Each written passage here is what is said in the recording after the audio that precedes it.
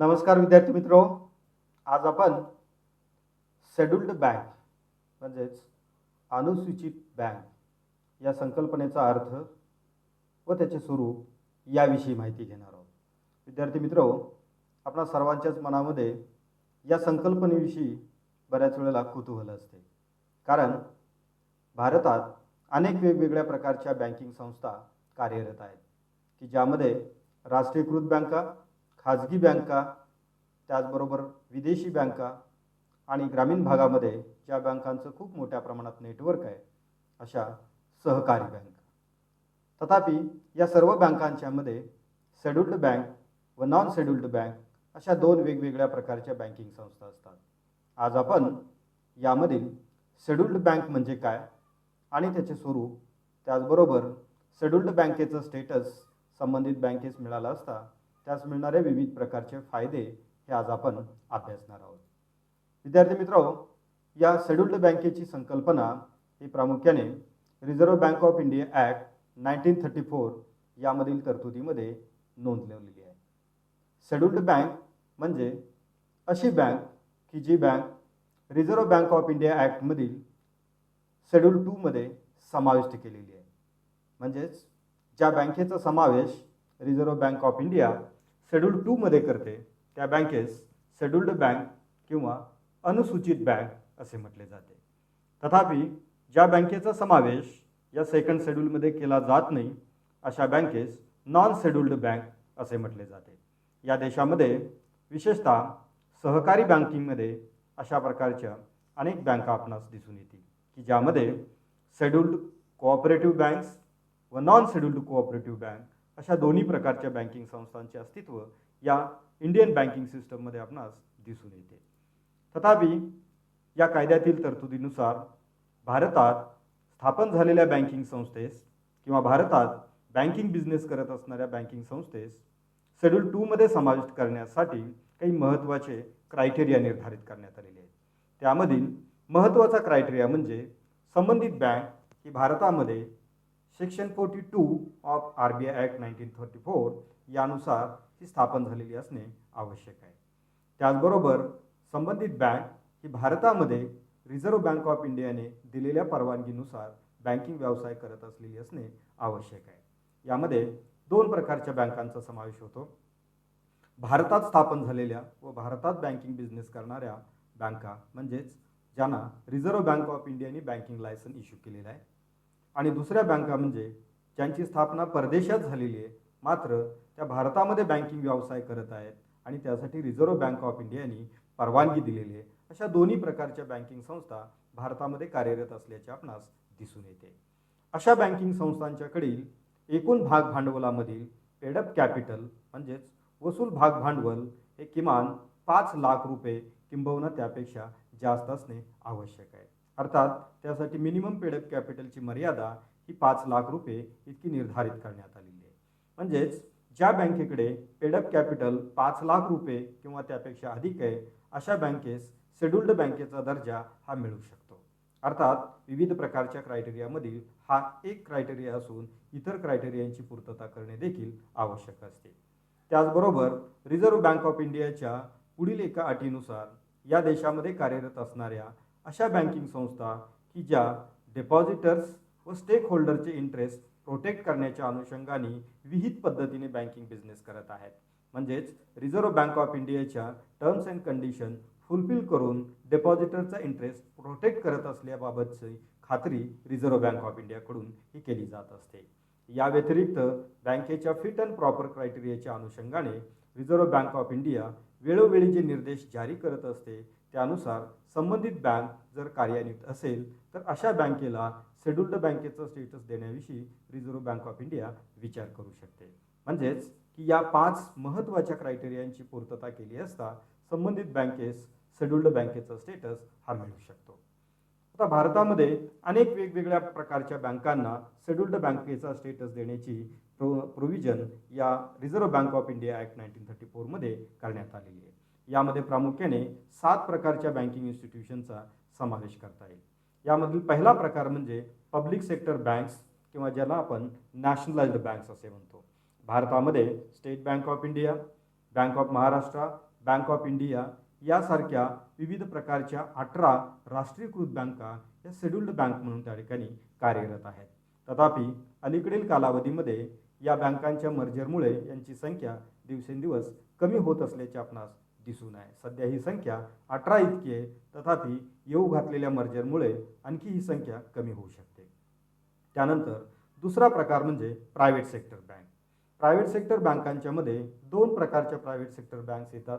एक म्हणजे old generation private sector banks and new generation private sector bank.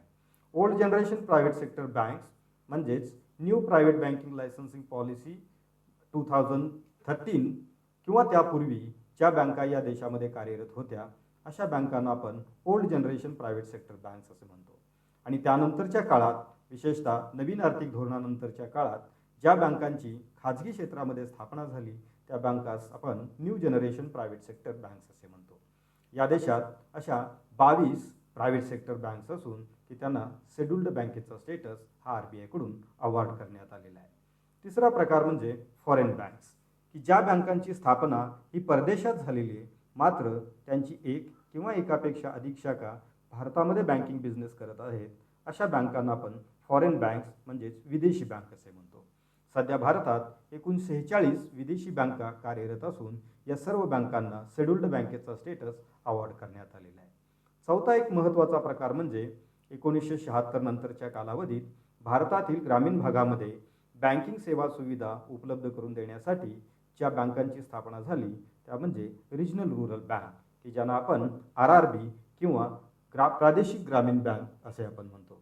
भारतात सध्या 53 प्रादेशिक ग्रामीण बँका कार्यरत असून या बँकांच्या बाबतीमधील महत्त्वाची खासियत म्हणजे या बँकांच्या स्थापनेपासूनच त्यांना शेड्युल्ड बँकेचा स्टेटस हा अवॉर्ड करण्यात आलेला असतो. यापूर्वी रिजनल रूरल बँकांची संख्या 188 इतकी होती, मात्र अलीकडील काळात अनेक वेगवेगळ्या रिजनल रूरल बँकांचे एकमेकांमध्ये मर्जर केलेले असल्यामुळे ही संख्या सध्या 53 इतकी झालेली आहे. म्हणजेच सध्या देशात 53 रिजनल रूरल बँक या शेड्युल्ड बँक म्हणून कार्यरत आहेत. त्याचबरोबर 2015 नंतरच्या काळात भारतामध्ये ज्या दोन नवीन प्रकारच्या बँकिंग इन्स्टिट्यूट्स इंट्रोड्यूस करण्यात आल्या त्या म्हणजे small finance bank and payment banks. या दोन्ही प्रकारच्या बँकांना शेड्युल्ड बँकेचा स्टेटस देण्याविषयीची तरतूद रिझर्व्ह बँक ऑफ इंडियाने सन 2019 मध्ये केलेली आहे. या अमेंडमेंट तरतुदीनुसार भारतातील स्मॉल फायनान्स बँक त्याचबरोबर पेमेंट बँकांना देखील शेड्युल्ड बँकेचा स्टेटस हा अवॉर्ड केला जातो.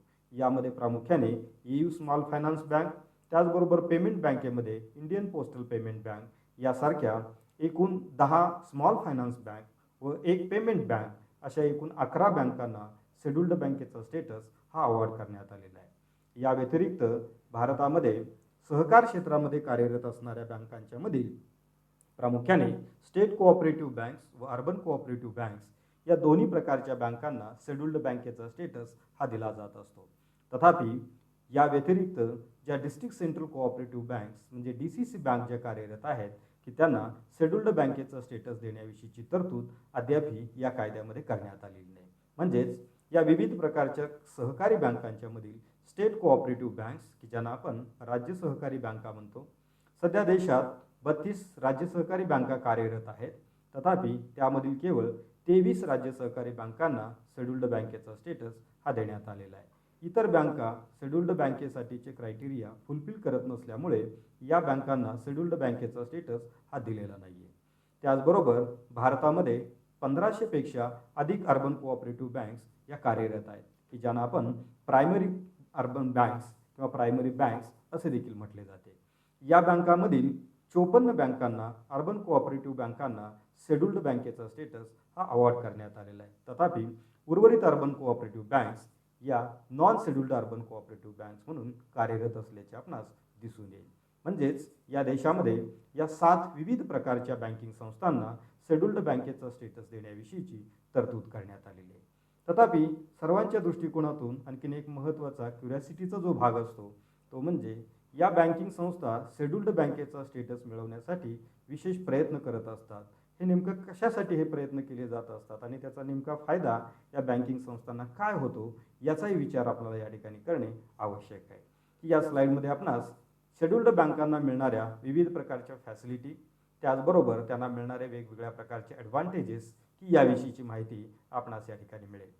विद्यार्थी मित्रो, जेव्हा एखाद्या बँकेस शेड्युल्ड बँकेचा स्टेटस मिळतो तेव्हा त्या बँकेला रिझर्व्ह बँक ऑफ इंडियाकडून कर्जाच्या सुविधा या उपलब्ध होत असतात, की ज्यामध्ये रेपो, रिव्हर्स रेपो, त्याचबरोबर लिक्विडिटी ॲडजस्टमेंट फॅसिलिटी, त्याचबरोबर मार्जिनल स्टँडिंग फॅसिलिटी यासारख्या विविध प्रकारच्या कर्जविषयक योजनांचा फायदा या बँकांना मिळू शकतो. तथापि ज्या बँकांना शेड्युल्ड बँकेचा स्टेटस मिळालेला नसतो अशा बँकांना रिझर्व्ह बँक ऑफ इंडियाकडून कर्ज मिळण्याची म्हणजेच लेंडिंग फॅसिलिटीची प्रोव्हिजन यामध्ये नसते. म्हणजेच रिझर्व्ह बँकेकडून या सुविधेचा फायदा मिळवण्यासाठी अनेक बँका शेड्युल्ड बँकेचा स्टेटस मिळवण्यासाठी विशेष प्रयत्न हे करत असतात. त्याचबरोबर बँकिंग संस्था आपल्याकडील विविध प्रकारच्या ग्राहकांच्या चेक वटवणुकीसाठी क्लिअरिंग हाऊसची सुविधा वापरत असतात. त्याचबरोबर NEFT, RTGS, त्याचबरोबर इलेक्ट्रॉनिक क्लिअरिंग सर्व्हिसेसमध्ये ECS क्रेडिट व ECS डेबिट यासारख्या सुविधांच्यासाठी रिझर्व्ह बँक ऑफ इंडियाकडून चालवल्या जाणाऱ्या क्लिअरिंग हाऊसचा फायदा घेत असतात. तथापि यासाठी 3 प्रकारच्या मेंबरशिपची प्रोव्हिजन असते. एक त्यामध्ये डायरेक्ट मेंबरशिप, इनडायरेक्ट मेंबरशिप आणि थर्ड पार्टी मेंबरशिप अशा 3 प्रकारच्या मेंबरशिपची प्रोव्हिजन असते. ज्यामध्ये ज्या बँकांना डायरेक्ट मेंबरशिप मिळते त्या बँकांना या सुविधा अत्यंत कमी दरामध्ये उपलब्ध होत असतात.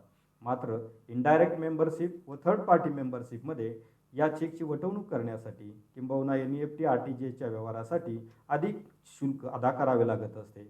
मात्र ज्या शेड्युल्ड बँक आहेत अशा बँकांना या क्लिअरिंग हाऊसची थेट मेंबरशिप म्हणजेच डायरेक्ट मेंबरशिप ही प्राप्त होत असते.